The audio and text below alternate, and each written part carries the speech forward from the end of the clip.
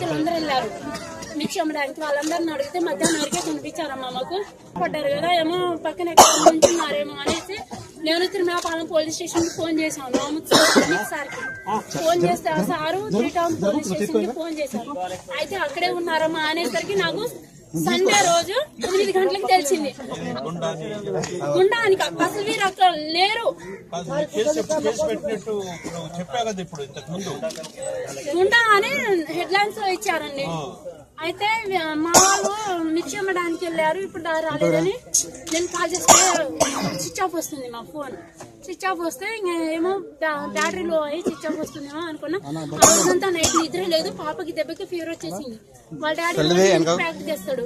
అది తాగేసి బ్రెడ్ తినేసి పడుకుంటది. ఆ రోజు రాకపోవడంతో అమ్మాయి పడిపోతే నేను మరుసటి రోజు కాల్ చేశాను. కాల్ చేసి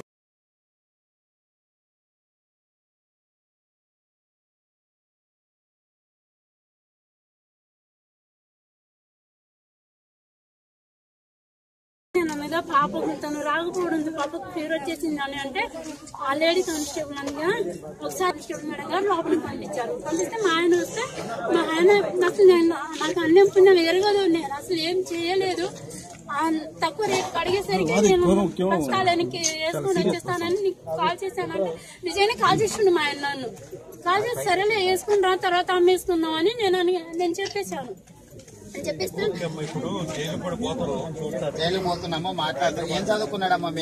మా ఆయన డిగ్రీ చదువుకున్నాడు, నేను డిగ్రీ చదువుకున్నాను. నా పేరు జ్యోతి. ఇప్పుడు నేను డ్రాయింగ్ టీచర్ కి ఇప్పుడు ఎలిజిబుల్ ఉంది. నాకు గుండె కింద ఇప్పుడు మమ్మల్ని అరెస్ట్ చేస్తే మా పరిస్థితి ఏంటి సార్? ఇప్పుడు లేదండి,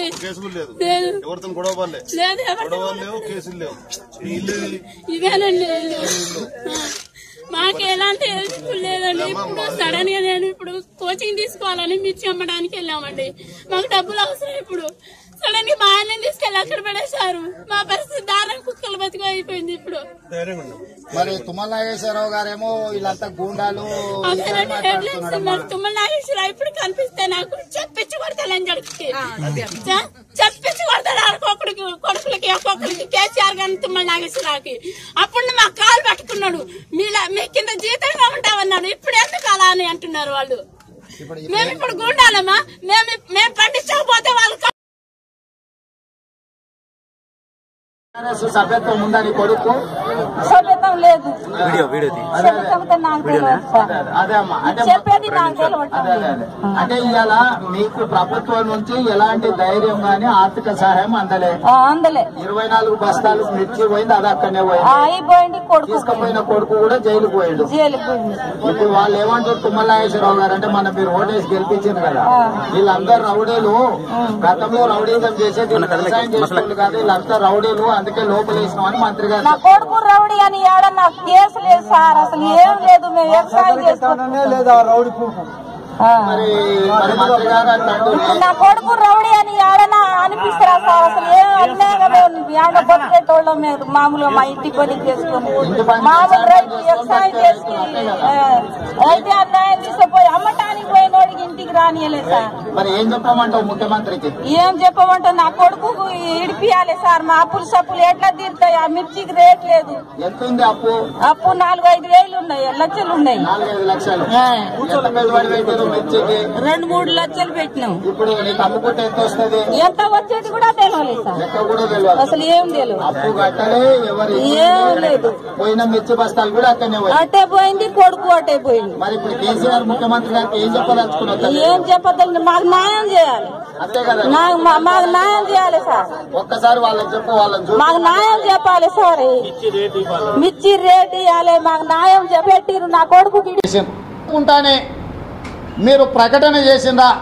మీరు పరిశీలించినా కూడా ప్రజల్ని పక్కదో పట్టించడానికి ఆ రైతుల మీద రౌడీ ముద్ర వేసిండ్రా అని చెప్పి నేను ఈ రాష్ట్ర ముఖ్యమంత్రి గారిని అడుగుతున్నా. ఈ జిల్లా మంత్రి తుమ్మల నాగేశ్వరరావు గారు ఇంకొక అడుగు ముందుకేసి వాళ్ళు రైతులైతే కాళ్ళు మొక్తా, రౌడీలైతే పోలీస్ స్టేషన్లో పెడతా, ప్రతిపక్షాలు లుచ్చా లఫంగి రాజకీయాలు చేస్తున్నారని చెప్పి తుమ్మల నాగేశ్వరరావు గారు అన్నారు. నేను స్వాగతిస్తున్న వారి మాటలను.